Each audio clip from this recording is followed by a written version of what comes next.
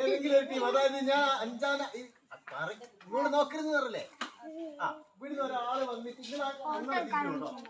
കള്ളക്കളി കളിക്കാൻ പാടില്ല. കള്ളക്കളി കളിക്കാൻ പാടില്ല.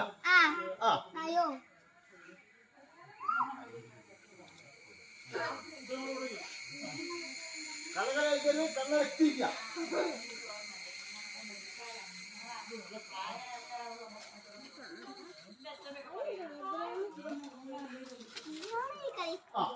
ആരാ വന്നത് പറ. പോയി കളി കഴിഞ്ഞിട്ടോ.